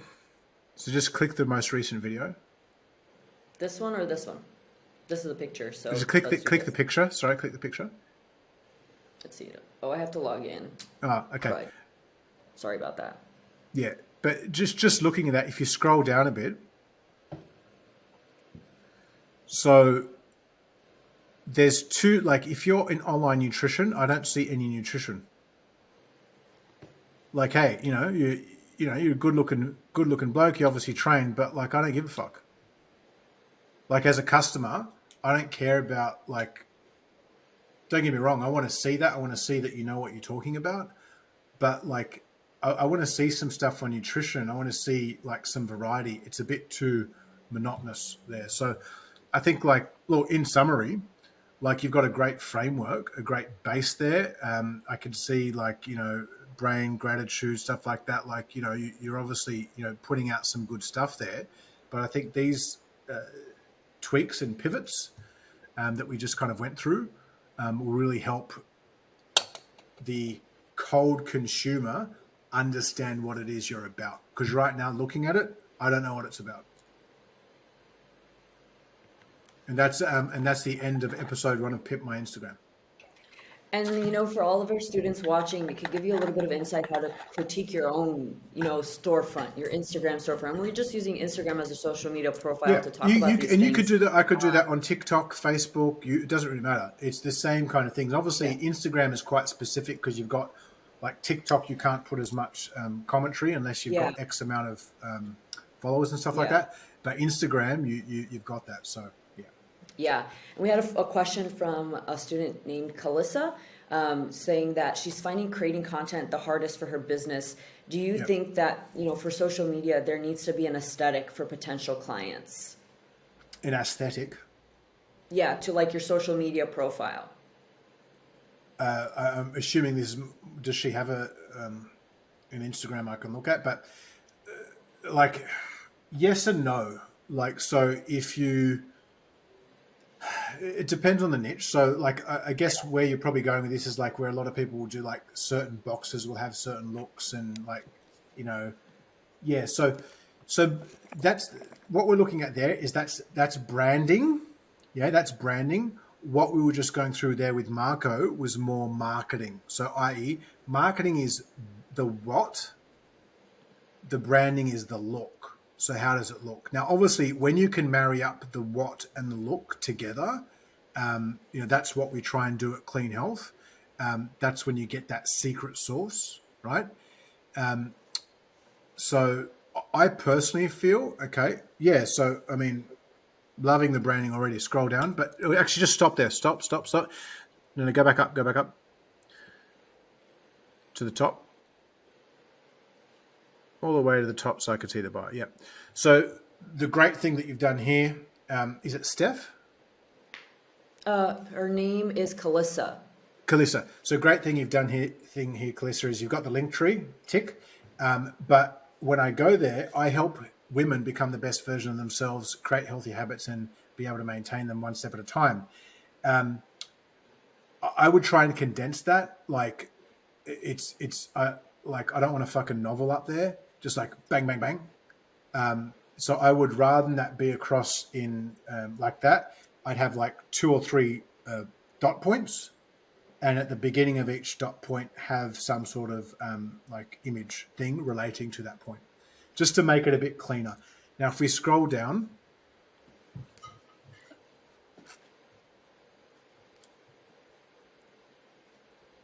so just stop. So obviously, looking at this profile, if I was to compare this profile to the last one, it's obviously more beautiful, right? So the branding is on point with this. Like, I think looking at the content, and we haven't clicked through any like 4 common mistakes. Can you just click one so that you log into, Maria? I'm sure it should actually show on the same. It should log in right away. Let's see. Yeah. Crud. One sec. Oh, technology. Don't you hate this? Freak. It's not even, yeah, one sec, guys. It's not even letting me click to add my. Just stop sharing. Facebook. Yeah, let me do that real quick. Log in with Facebook. Yeah, let me just log in real quick. But again, account number 2 that we're pimping out. I like this. We should start a series. Yeah. No, look, I like doing this stuff. It's actually, I think, quite interesting because like everyone, you just saw then from the 2 different examples, option 1 was, obviously doing some things well. Then option 2 is doing some things well, but they differ. Let me know when you're logged in there. Right? Yeah, with Facebook, with the codes, I'm putting everything in so I can log in. Oh, okay. There we go. One moment. Because what I want to have a look at here, Calista, is the, actually want to have a look at the content that you're putting out. Yeah. Because all the content, just like, remember this, guys, all the content that you're putting out across social, it should relate back to the goal of the end niche consumer, right? So in Clarissa's case, we're looking at helping women empower themselves and make better choices with their training and nutrition as an overview. in the first example, we were looking at using the power of nutrition to transform. So in the first example, I saw like what looked to be some images and then some training photos. Again, that doesn't match up to using the power of nutrition, right? It's not to Yeah. say that you should never use that content, because like obviously if someone's coming to you for nutrition and training is part of that, but the content needs to relate back to it. So are we in there, Maria? No, one moment. So sorry.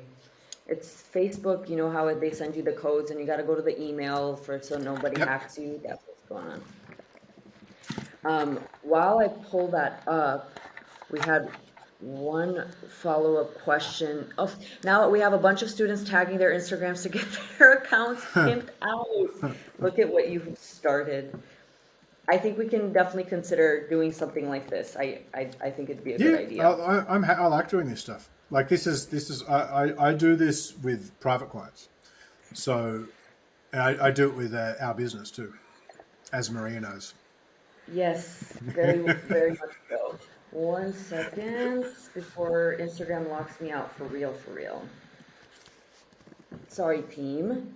I appreciate everybody's patience during this because I am not having any luck right now.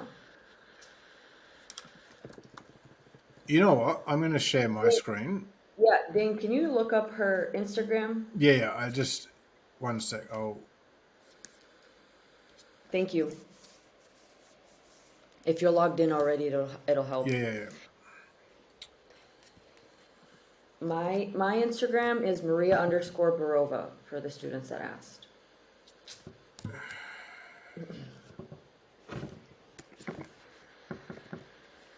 Okay. So can everyone see my Instagram? Yes. Okay. What was the profile?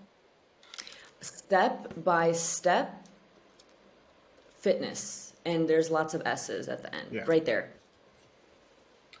All right. Cool. Look at that. Awesome. So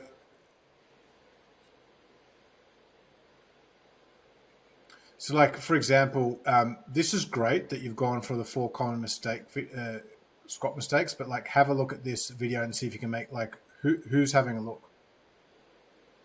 Like, so if I've just come to your profile and like, or for whatever reason, I've typed in like squat and this video has come up and I haven't looked at your bio, how do I know this is for me? Like as a woman, like, yes, you're a woman doing the squat, but like, I would change this copy. 4 common squat mistakes, like 4 common squat mistakes and how they're impacting your fat loss results. Because like you're telling me about a problem. Okay, cool. You've labeled a problem, but then you haven't told me the effects of that problem on my core goal. Right. So tell me the problem and then tell me how, if this problem is to continue occurring, how it's actually going to impact the results or what they're after. Ladies, have a look at the video below and you can see 4 common things that we find impact client results, rate of progression, and building strength in the gym. And then you need to drive a CTA to engagement. Yeah.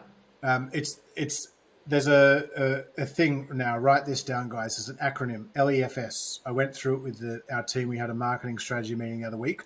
Like, engage, follow, share. Remember that. Like, engage, follow, share. Right? So, okay, cool. If you've changed the copy on this, I might like this. Right? Now, liking is one thing, engagement is another. So how can we get a consumer to engage on this? So how we will get them to engage is comment or share this below, like comment below and let us know how your squat session felt different after implementing this, or something like that, right? That's going to force someone to engage, which again will push it higher up in the algorithm. Comment below and then share this with friends and family who could benefit, or whatever, right? So we're driving kind of CTAs there.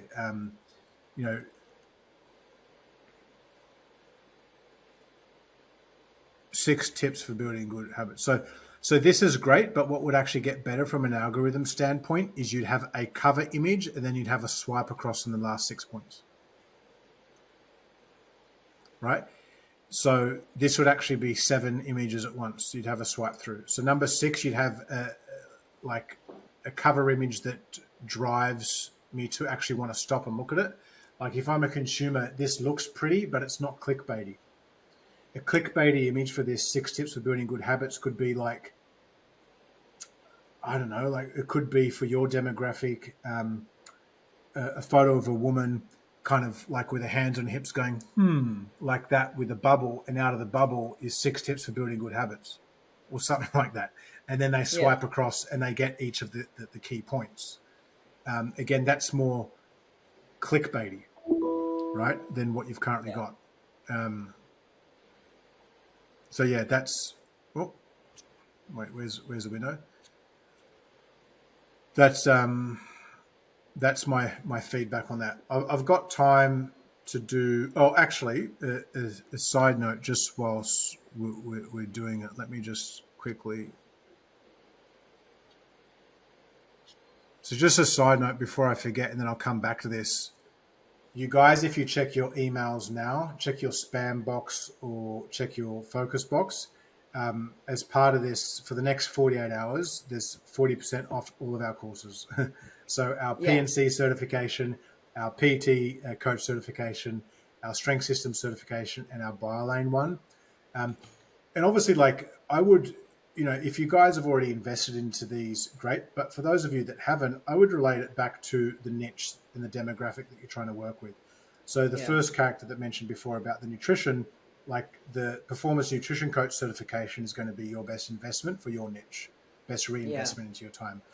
For the profile that we were just looking at then in terms of training for women and stuff like that, that's going to be the performance PT coach certification. And that's not obviously just training for women, but that's going to help with program design, assessing clients, movement, etc.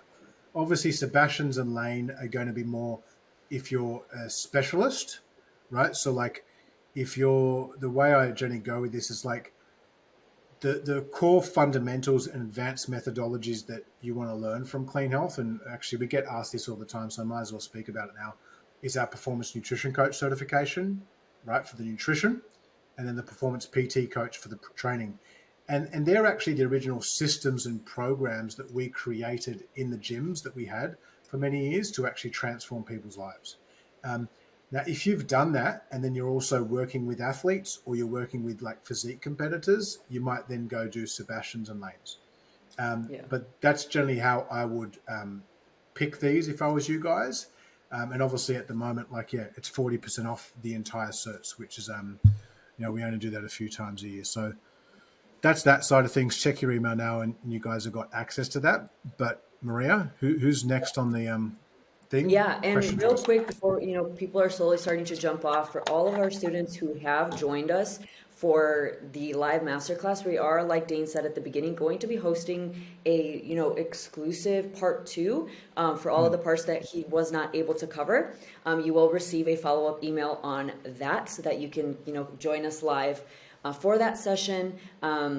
So again, make sure you're checking your emails, and if you want to watch the replay of this, once the team has processed it, it will be sent to you, and it'll be live on our YouTube channel, which I cannot stress enough is one of the best resources for free education, not just master classes, but exclusive training, nutrition content. We have our JV partners putting together just the most resources that you can use not only for yourself and upskilling your education, but hey, how can I, if a client is struggling with a training, exercise, you could send them one of our tutorials on how to do that.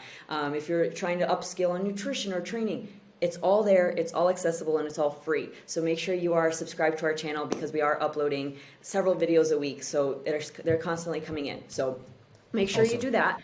And now we're going to squeeze in a few more for the last 10 minutes of our master. I've got two more questions I can take. Awesome. So let's do a question, and then if we might have one more, pimp my Instagram. One of the questions is, and this is a big one that I've seen even as a trend on our student group, is struggling with client compliance, right? We know that results bring in clients, but there's that struggle with PTs, especially beginner PTs, encouraging their clients to actually adhere to their plans, like all of their programming, nutrition especially, and they can't bring up the results. How would you advise clients to be navigating that, especially as a beginner? Yeah, I mean, look, I have a saying, spend more time at the beginning so you spend less time at the end. Yeah. And a lot of it it kind of comes back to, I think we spoke about it in about the systems section in step one and the Yeah. PT systems. A lot of that actually comes back to the onboarding systems, Yeah. right? And we go through this actually quite extensively in our PNC and PPT certifications. Like we have a 64 point client compliance framework that we do over the initial 12 weeks. And these are like basically tasks that you need to do as a coach. And I guarantee that if you do them, you're going to get about an 80% uplift in client retention and subsequent results that come with it. So it's really like getting quite granular. Like, week one could be anything from, conducting the initial consultation, off the back end of that, doing all the anthropometric data, providing that in a detailed report for the client, creating a weekly biofeedback kind of document where you're kind of getting them to rate their sleep, their energy, their sex drive. Did they complete all of their training programs, like in terms of the training days, etc. And you can do that and just create that as like a Google sheet with drop down menus where they just fill that in. You can send Yeah. that out, do a BCC to all of your clients, like on a Monday or on a Sunday, like Sunday afternoon or Sunday morning, Yeah. and ask them to fill that in by Monday so that when you come in on a Monday, you can have a look at, so, these 10 clients, they ticked everything. These 5, they didn't sleep well, etc. So it's just having that after, like whether it's in person or online, it's having that after hours communication consistently, but also then setting some really one point on that, setting some really strict like rules of engagement. It's one thing that I was actually very big on with clients is like, for me, from my standpoint, like we're not the Quickie Mart or 7-Eleven of personal training. So like, Monday through Friday, you might be available to communicate between 6 a.m. to 6 p.m. or 6 a.m. to 8 p.m. Saturdays, you're able to communicate from 6 a.m. to 4 p.m. Sundays, you're not available to communicate. Like whatever that is you're comfortable with, actually structure that into your terms and conditions. And when you're Yeah. going through that at the initial point of sale, go through that point and say, like, I need to be very clear with you. Like, I'm here to help you. Like, if there is an emergency, sure, I'm going to make an exception. But generally, these are my hours of operation. And I just ask that you respect my time and my value and not contact me outside of those unless it's Yeah. important. Right. And that's super Yeah. critical because that in itself sets up the framework, the success framework for them. Yeah. You know? I agree. Yep. I also would add on to that when it comes for, adherence. And even sometimes I've seen PTs commenting, on our student group, our conversations. Again, make sure if you haven't joined, to send a request to join our Clean Health student group on Facebook, because there are some great conversations about that. And when it comes to client adherence, Definitely. one of the things, something as simple as check-ins. You at the end of the day, you have to be clear with your clients that sure, you could have the best program, the best approach, but if the work is not done, you won't see the results. So if you're willing to give 50, 60, 70% of the effort, you have to equally expect 50, 60, 70% of the results. And if you're clear with like that at the beginning, then they should know what to expect if they're missing check-ins, not doing workouts, missing nutrition targets. And that's kind of the struggle that I've been seeing, even just talking with a lot of the PTs on that student group, and I've experienced it myself as well, where I've had to let a client go because It just, a babysitting honestly, type of the number relationship. one thing that improve compliance, it comes back to systems. Yeah. If you have, it's rules of engagement from the point of sale, and then it's systems after that. Yeah. So being very clear with kind of the boundaries, but then Hmm. also having weekly set points and things that you do, which we teach in our certifications, Yeah. as base systems that you can implement and then tweak and evolve in your own way. Yeah, exactly. So, and again, it's just testing the waters of like how your niche is responsive with you as well. So Yeah, don't get frustrated. Every PT has faced those types of clients before. And then for our last question to kind of wrap these up, and I think this is a good one to tie in. What are 5 things that you would have told yourself when you first started your PT career that you now know that you wish you knew then, so that for all of our newbie trainers would take as golden insight from you? yeah. I might not give 5, but I'll give 3. Sure. Look, the first thing for me was, you remember one of those slides that I went through today where I spoke about kind of where I would have put my energy in terms of how I would invest into my career. And so for the first 5 years, 10 years of my career, I literally did nothing in business. I just invested into becoming the best trainer. And don't get me wrong, like it obviously ended up working out really well, but I ended up learning a lot of hard business lessons because I had leveled up a lot as a trainer and then not built myself up as a business person. So all of a sudden, I built up this brand, this reputation, and this business with this staff and the system. But I knew, like, to be honest, sweet fuck all about actually how to grow a business and how Yeah. to manage a business and how to tweak a business and how to evolve a business. Because, I was working by myself up until the beginning of 2011. So only 11 years ago. And in 1 year, I went from me to 15 staff, right? So, that was a massive kind of, and, my revenue went from, 400,000 or 500,000 to about 1.5. So my revenue tripled and my staff 15x'd in 12 months. I'm like, fuck, like I was a trainer. I didn't know how to manage that. So number one thing is, like, again, go back to that slide.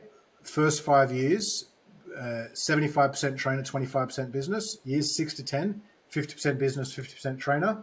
And then year 10 plus, 75% business, 25% trainer. That's the first thing I would have done.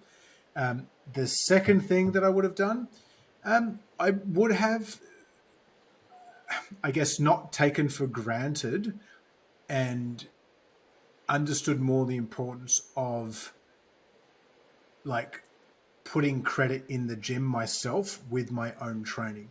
Now, don't get me wrong, I was always training, but I think I got to a point where I was sacrificing my health for my clients, Yeah.